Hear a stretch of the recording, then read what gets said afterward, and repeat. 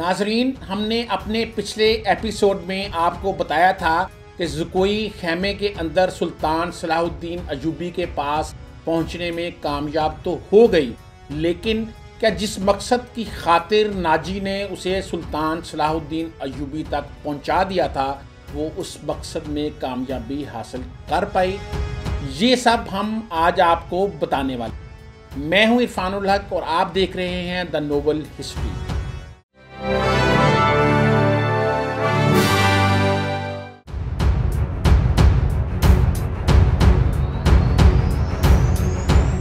سلطان صلاح الدین ایوبی کے خیمے کی حفاظت پر مامور کمانڈر نے زکوئی کو اندر تو بھیج دیا، لیکن اسے اور اس کے سپاہیوں کو توقع تھی کہ ان کا امیر اور سالار اس لڑکی کو باہر نکال دے گا۔ وہ سب سلطان صلاح الدین ایوبی کی گرجدار آواز سننے کے لیے تیار تھے، لیکن ایسا کچھ نہیں ہوا۔ رات گزرتی جا رہی تھی، اندر سے دھیمی دھیمی باتوں کی آوازیں آ رہی تھیں۔ محافظ دستے کا کمانڈر بے قراری کے انداز میں ٹہر رہا تھا۔ ایک سپاہی نے کہا، کیا یہ حکم صرف ہمارے لیے ہے کہ کسی فاحشہ کے ساتھ تعلق رکھنا جرم ہے؟ کیا حکم صرف ماتحتوں اور قانون صرف رعایا کے لیے ہوتا ہے؟ امیر مصر کو درے بھی نہیں لگائے جا سکتے۔ ان کی نگاہوں میں صلاح الدین کا جو بت تھا وہ ٹوٹ گیا تھا۔ اس بت میں سے ایک عربی شہزادہ نکلا جو عیاش تھا، پارسائی کے پردے میں گناہ کا مرتکب ہو رہا تھا۔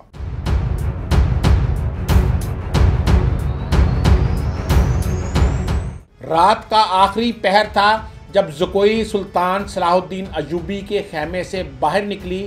ناجی کے خیمے میں جانے کی بجائے وہ دوسری طرف چلی گئی۔ راستے میں ایک آدمی کھڑا تھا جو سر سے پاؤں تک ایک ہی لبادے میں چھپا ہوا تھا۔ اس نے دھیمی سی آواز میں زکوئی کو پکارا۔ وہ اس آدمی کے پاس چلی گئی، وہ اس کو خیمے میں لے گیا۔ بہت دیر بعد وہ اس خیمے سے نکلی اور ناجی کے خیمے کا رخ کیا۔ ناجی اس وقت تک جاگ رہا تھا اور کئی بار سلطان صلاح الدین ایوبی کے خیمے کی طرف باہر نکل کر دیکھ چکا تھا کہ زکوئی نے سلطان صلاح الدین ایوبی کو پھانس لیا ہے اور اسے آسمان کی بلندیوں سے گھسیٹ کر ناجی کی پس ذہنیت میں لے آئی ہے۔ آپ کو یہ کس نے بتایا کہ سلطان صلاح الدین پتھر ہے، فولاد ہے؟ اپنے امیر مصر کا وزن کرو، لاؤ اتنا سونا، آپ نے میرا یہی انعام مقرر کیا تھا نا۔ زکوئی یہ کہتے ہوئے ناجی کے خیمے میں داخل ہوئی۔ پہلے بتاؤ ہوا کیا؟ ناجی نے بے قراری سے کہا۔ سلطان صلاح الدین ایوبی نے مجھ سے پوچھا، تم با عصمت لڑکی ہو؟ میں نے کہا، میں آپ کی لونڈی ہوں۔ آپ کا ہر حکم سر آنکھوں پر۔ کہنے لگا، کچھ دیر میرے پاس بیٹھو۔ میں بیٹھ گئی۔ پھر وہ اگر پتھر تھا تو موم بن گیا اور میں نے موم کو اپنے سانچے میں ڈھال لیا۔ اس سے رخصت ہونے لگی تو اس نے مجھ سے معافی مانگی۔ کہنے لگا، میں نے زندگی میں پہلا گناہ کیا ہے۔ میں نے کہا، یہ گناہ نہیں، آپ نے میرے ساتھ کوئی دھوکہ نہیں کیا، زبردستی نہیں کی، مجھے بادشاہوں کی طرح حکم دے کر نہیں بلوایا، میں خود آئی تھی اور پھر بھی آؤں گی۔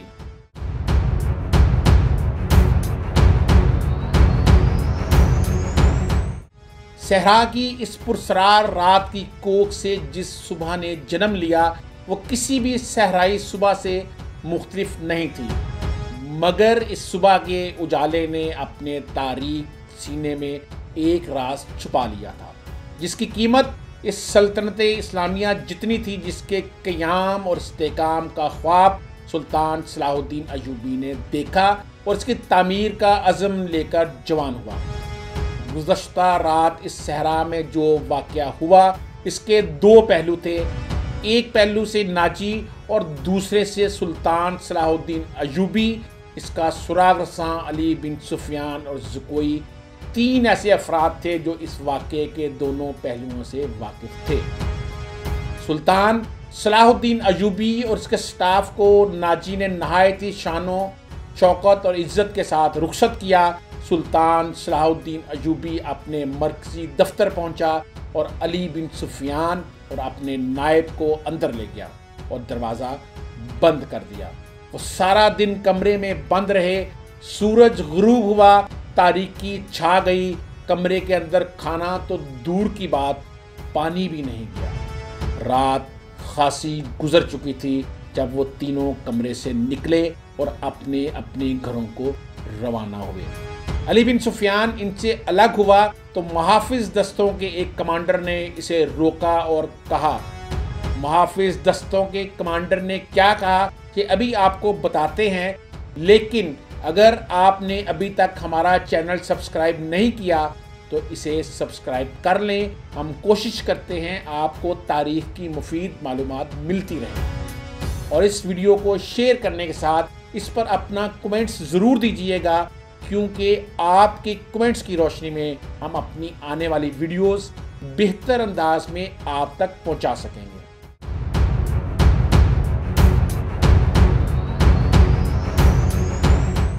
محافظ دستوں کے کمانڈر نے کہا، ہمارا فرض ہے کہ حکم مانیں اور زبانیں بند رکھیں، لیکن میرے دستے میں ایک مایوسی پھیل گئی ہے، میں خود بھی اس کا شکار ہوا ہوں۔ میری شکایت سنیں۔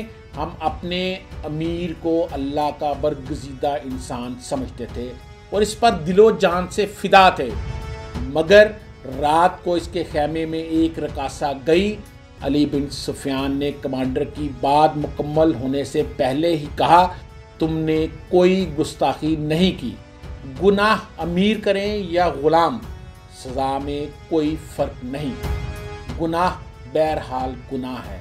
میں یقین دلاتا ہوں کہ امیر مصر اور رقاصہ کی پچھلی رات کی ملاقات میں گناہ کا کوئی عنصر نہیں تھا، کوئی تعلق نہیں تھا، لیکن یہ کیا تھا ابھی میں تم کو نہیں بتاؤں گا۔ آہستہ آہستہ وقت گزرتے ہوئے تم سب کو پتہ چل جائے گا کہ رات کو کیا ہوا تھا۔ علی بن سفیان نے کمانڈر کے کندھے پر ہاتھ رکھتے ہوئے کہا، میری بات غور سے سنو۔ عامر بن صالح، تم پرانے عسکری ہو، اچھی طرح جانتے ہو کہ فوج اور فوج کے سربراہوں کے کچھ راز ہوتے ہیں جن کی حفاظت میں ہم سب کا فرض ہے۔ رقاصہ کا امیر مصر کے خیمے میں جانا بھی ایک راز ہے۔ اپنے جان بازوں کو شک میں نہ پڑنے دو اور کسی سے ذکر تک نہ ہو کہ رات کو کیا ہوا تھا، علی بن سفیان نے کہا۔ یہ کمانڈر پرانا تھا اور علی بن سفیان کی قابلیت سے آگاہ تھا، سو اس نے اپنے دستے کے تمام شکوک رفع کر دیے۔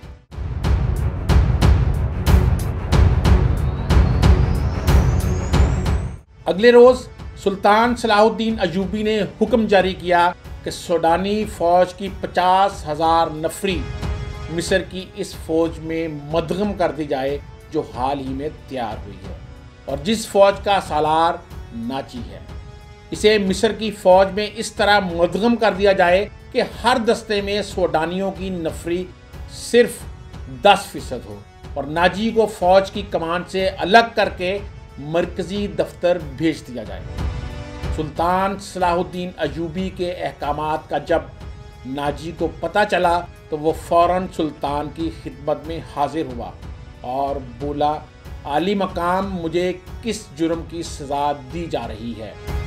سلطان صلاح الدین ایوبی نے کہا، میں نے یہ فیصلہ اس لیے کیا ہے کہ کسی کا عہدہ کتنا ہی بلند کیوں نہ ہو، وہ کتنا ہی ادنا کیوں نہ ہو، وہ شراب نہ پیے، ہلڑ بازی نہ کرے اور فوجی جشنوں میں ناچ گانے نہ ہو، جسے تم ملت اسلامیہ کی فوج کہتے ہو۔ اس میں کوئی مصری، سوڈانی، شامی، اجمی نہیں ہے، ہم سب مسلمان ہیں، ہمارا جھنڈا ایک اور مذہب ایک ہے۔ فوراً واپس جاؤ اور اپنی فوج کی نفری، سامان جانور، سامان خورد و نوش وغیرہ کے کاغذات تیار کر کے میرے نائب کے حوالے کرو۔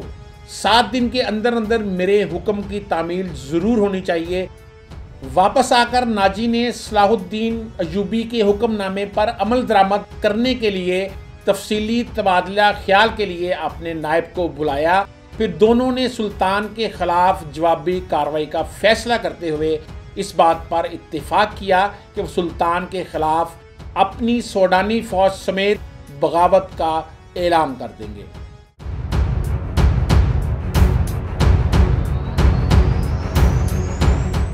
لیکن مصر کی نئی فوج بغاوت کو دبا سکتی تھی اور نئی فوج کو کمک بھی مل سکتی تھی۔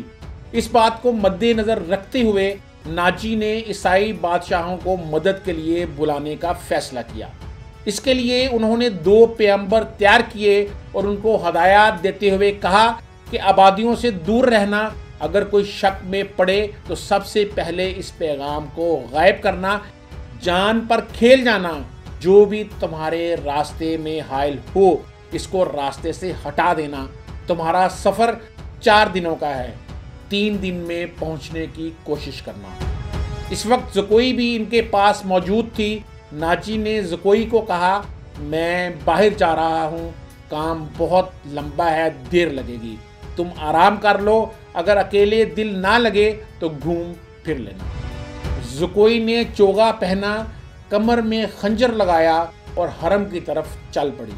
وہ جگہ کچھ 100 گز دور تھی اور ناجی پر یہ ظاہر کرنا چاہتی تھی کہ وہ حرم کے اندر ہی جا رہی ہے۔ حرم کے اندر جب زکوئی داخل ہوئی تو حرم والیاں اس کو دیکھ کر حیران ہوئیں۔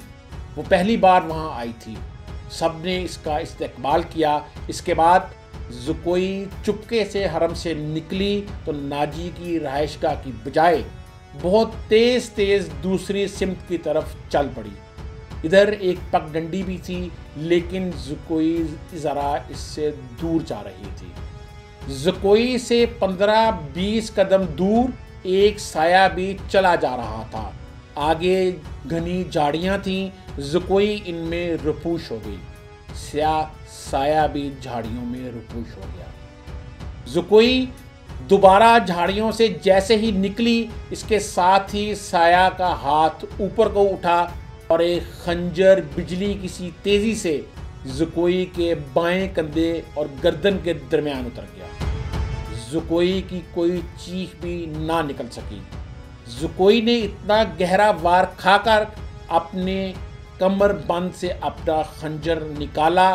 سائے نے اس پر دوسرا وار کیا تو زکوئی نے اس کے خنجر والے بازو کو اپنے بازو سے روک کر اپنا خنجر سائے کے سینے میں اتار دیا۔ زکوئی کو چیخ کی آواز سنائی دی جو کہ کسی عورت کی لگتی تھی۔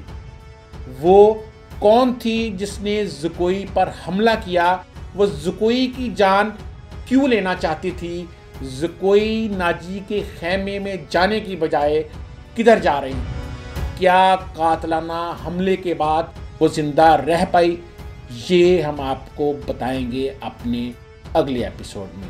آپ سب کا بہت شکریہ۔